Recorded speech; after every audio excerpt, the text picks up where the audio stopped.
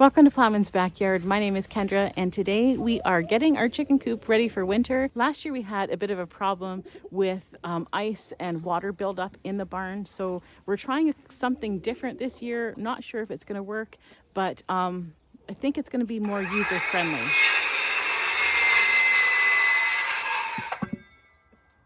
What? He interrupted me. It's okay. You go right ahead, honey. Get to work. We're just going to start off today by preparing our barn. We want to install another window because last year we kept our Chanticleers in a separate coop.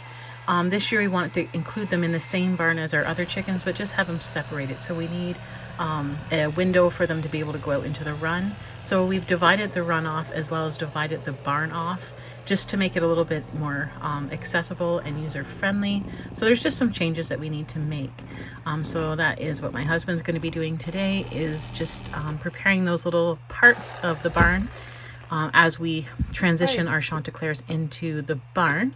So like I said, we have it divided off into one section with our barnyard mix and our other section with our Chanticleer birds. That's an oldie.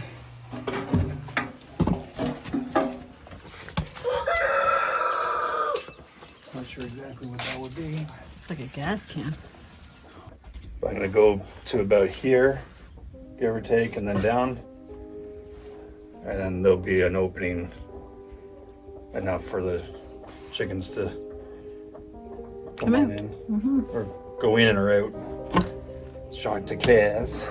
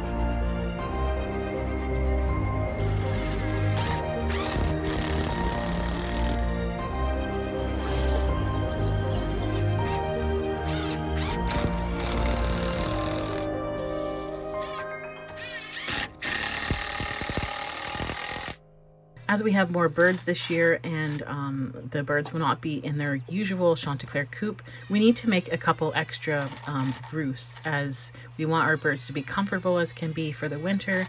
And having lots of roost space is really important to have some happy birds throughout the winter. Small enough, and then the other one we can just put along here. So this year I did a little something different. As you can see, I've got cotton sheets up, and I'm just going to explain to you what I did and why I did it. So right here I've got like vapor barrier. I did this last year. I thought that I would use the vapor barrier just to let a lot of the light in for the chickens, but it did build up moisture, so I don't really recommend it. But I did do just this side, and this year I decided to do cotton sheets. They're actually bed linens. We got like for free a whole bag of them, and just to protect the chickens from the wind. So in here is where I actually keep some feed, different things. I've got feed in this one, and I only put one bag in at a time just because I don't want the critters getting in it. So I keep the rest of my feed somewhere else. But then here I have oyster shells and grit for the chickens, so I have all that. But as you can see, I put the cloth here and here, and this is actually where we used to have the Chanticleers, and they will be coming back here in the spring, but in the winter I do want them to be a little bit warmer in the barn. So now I'm using this to store some of the feed and stuff. But man, it's so windy that just having this thin cotton sheet here, it's double layered obviously, but just having the difference in here is amazing. There's no wind. And so I thought, you know, I'd put it up here. They still have a lot of area and a lot of light coming in through this area. It's got the vapor barrier and whatnot. So I did put this up here, and as you can see, I didn't fill it up all the way, just because I do want some airflow coming in here. The important thing in the winter is, yes, they need to have some sort of shelter for the winter.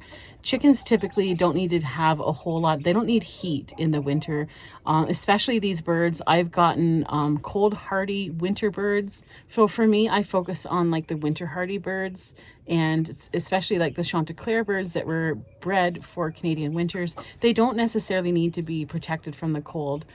They do need to be protected from the wind though. So this thin sheet, it's doubled. It does do that, but you want the airflow of the top. So you don't want it all completely covered. And the reason why you would want that is because they can get prone to frostbite if moisture builds up, because they are going to create heat when they have, their feces. It's going to create heat, which is going to create moisture. So having some sort of airflow when you do definitely have them cooped up is really important. But also you don't want them to get pneumonia. So having the airflow is really important for your chickens. And then over here, I just didn't have the proper space here on these chickens to do the top.